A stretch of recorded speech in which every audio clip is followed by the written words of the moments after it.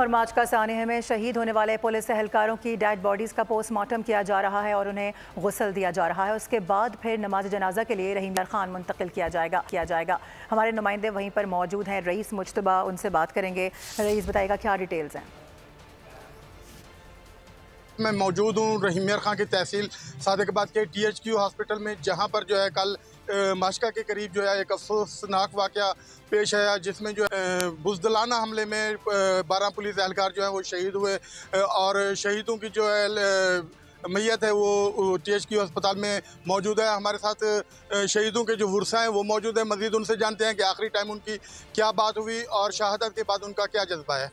जी, हमारे बच्चे कल जिन्होंने शहादत पाई है, उन्हें हमारे 3 हिंदू कम्युनिटी से ताल्लुक़ रखने वाले उन्होंने भी जाम शहादत यहाँ पे पाई है।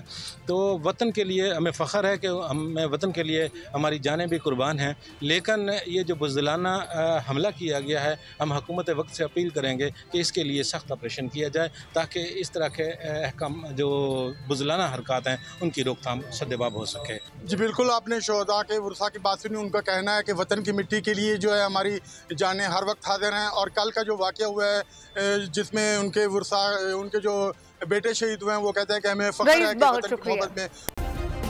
सब्सक्राइब करें और बेल दबाएं ताकि कोई खबर रह न जाए।